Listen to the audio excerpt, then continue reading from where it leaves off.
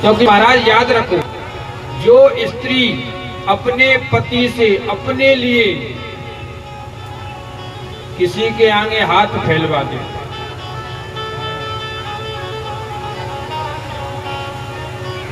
वह फिर स्त्री स्त्री नहीं, वह पत्नी कैसी जो अपने आदमी से भिक्षा मंगा। जय श्री राधे। और सुशीला जी परम पतिव्रताएं, सुशीला जी ने कभी भी सुदामा जी से ये नहीं कहा कि तुम उनसे धन मांग के लाओ। क्या कहा? बोले ननु भगवान भगवता सखा साक्षात श्रियापति। देखो महाराज सुनो, आप खूब पैसा वाले हुए, ठाकुर जी की कृपा से खूब संपत्ति आप पे हो, लेकिन सही से बताइयो इतने कितने यहाँ पे बैठे हैं जिनकी घरवाली उनसे भगवान कहती है? कितने ऐसे लोग हैं जिनसे उनकी घरवाली भगवान कहती है? ये कोना सेठानी जी आपको ना के, हम तो सोच रहे सेठानी जी तो कहते होंगे, अब कह भी लग देंगे आपकी। महाराज इतनी संपन्नता होते हुए भी अगर आपकी पत्नी आपसे भगवान कहे, प्यार से बोले, नहीं तो महाराज नहीं कहते हैं, बोल मेरे तो कर्म फूट गए तुमसे ब्याह करके। जय राधे।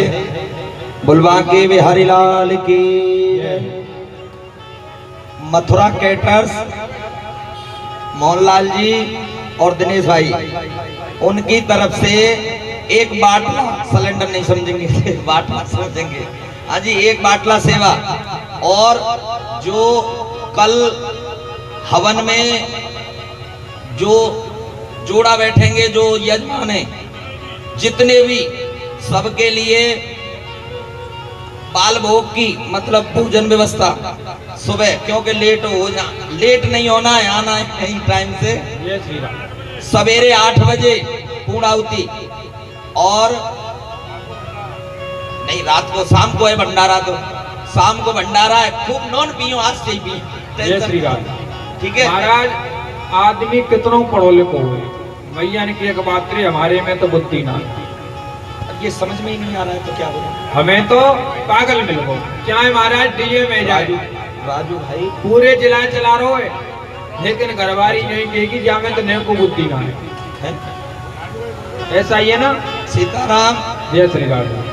राजू भाई 1100 रुपए कथा में, लेकिन महाराज घर में कितनी गरीबी है, खाने के लिए कुछ नहीं है, सबको लिखवा लो। उस स्थिति में भी मैया सुशीला सुदामा जी से क्या कहती है? ननु भगवन भगवता सखा साक्षात श्रियापति, और ब्रह्मण्यश्च शरण्यश्च भगवान साक्षात सब। आप उनके पास में जाएं, क्योंकि मैंने सुना है वह भगवान जो हैं ब्राह्मणों के भक्त हैं, और जब आप वहां जाओगे तो उनसे मांगना मत कुछ,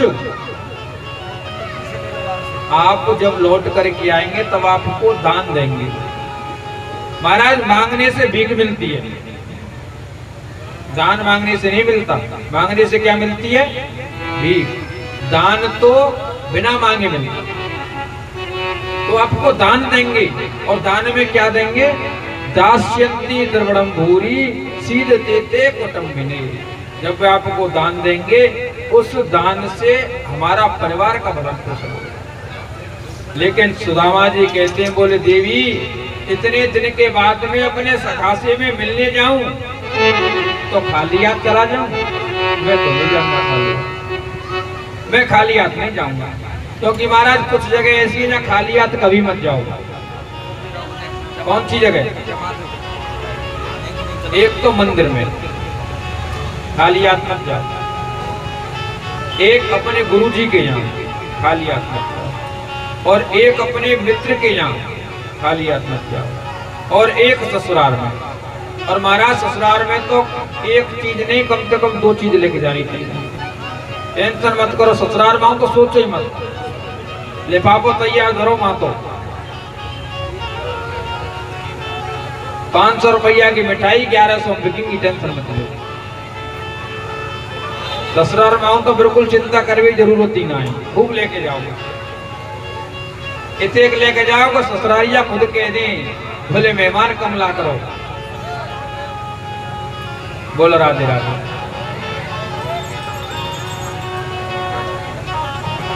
लेकिन कहीं जाओ मत जाओ, इन 4 जगह खाली हाथ कभी नहीं जाना चाहिए। बोले मित्र के यहाँ पहली बार जाऊं और खाली हाथ? आज तक सुदामा जी ने किसी के यहाँ से कुछ नहीं मांगा। लोग कहते हैं सुदामा जी भिखारी थे, भिक्षा मांगते थे। महाराज सुदामा जी ने जीवन में कभी किसी से भिक्षा नहीं मांगी। जो ये कहते हैं सुदामा जी ने भिक्षा मांगी है, उन्होंने भागवत जी अभी पढ़ी नहीं महाराज।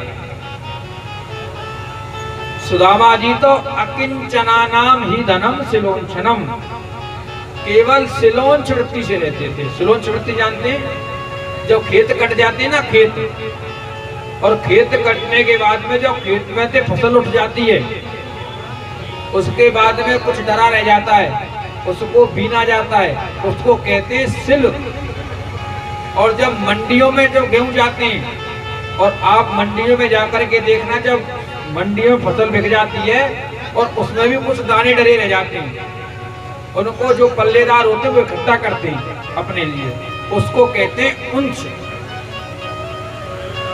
तो सुदामा जी तो सिलोंच वृत्ति से रहते थे, केवल खेत में से सिला बीन कर इकट्ठा करते थे या मंडी में से बीन करके लाते। और या महाराज कोई आ जाता पत्रा दिखाने और पत्रा पे 2 दक्षिणा रख जाता, कहो दक्षिणा दे, कभी किसी से नहीं मांगा। नहीं तो महाराज जो कहते हैं, कुछ लोग कहते हैं बोले सुदामा जी 5 घर मांगते। तो महाराज जी बताओ, जाने 5 घर मांग लिए, वो 4 घर और ना मांग सकेगा? जो आदमी 5 घर मांग सकता है वो 4 घर और मांग ले। लेकिन नहीं, सुदामा जी ने कभी किसी से नहीं मांगा, इसीलिए सुशीला जी मांगने गई हैं। और महाराज जितना दिमाग व्यक्ति में पढ़ लिख करके आता है ना, जितना दिमाग एक पुरुष में पढ़ लिख करके आता है, माताओं में इतना दिमाग बिना पढ़े आ जाता है, बिना पढ़े। सुशीला जी मांगने गई हैं, याच दो चतुरान मुष्टीन, 4 मुट्ठी चावल। अच्छा महाराज, इतना गरीब कोने जाके घर में 4 मुट्ठी चावल नहीं होंगे? सबके घर में 4 मुट्ठी चावल होंगे, लेकिन सुशीला जी ने एक घर से 4 मुट्ठी चावल नहीं मांगे, 4 घरों से मांगे। क्यों मांगे? क्योंकि 4 घर से 4 तरीका के चावल मिलेंगे। तो कन्हैया समझ जाए कि हमारे जो मित्र सुदामा हैं, इन पे 4 मुट्ठी चावल होना जो हम करके आए। क्योंकि अगर सुदामा जी के घर से आए हुए होते तो ये एक जैसे होते। तो याचितो चतुरान मुष्टीन विप्रान प्रतुक तंडुलान चैल खंडेन तान बद्वा भद्रे प्रादात उपायन।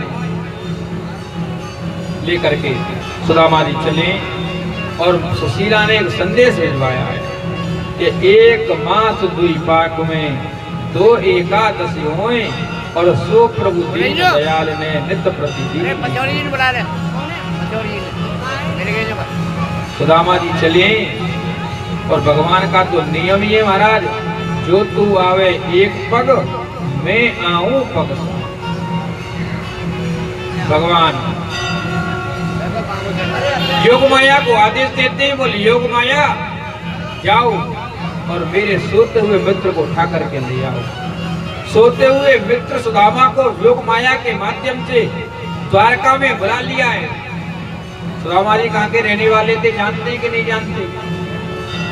गुजरात के ही, पोरबंदर के। पोरबंदर से सुदामा जी चले। पोरबंदर में ही परम पूज्य प्रातः स्मरणीय अनंत श्री गोभूषित श्री रमेश भाई ओझा का आश्रम, भाई श्री जी वैदिक गुरुकुल भी है उनका। बहुत कृपा है दास पर। अपना पुत्री मानते महाराज। हमारे गुरु आश्रम काशनी, उदासीन काशनी आश्रम में हर वर्ष आते हैं और हर वर्ष जब जब कुंभ लगता है तब तक कुंभ में हमारे गुरु जी के आश्रम की कथा होगी।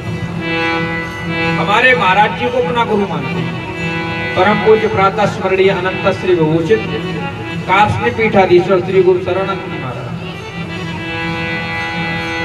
बोल हनुमान जी महाराज की।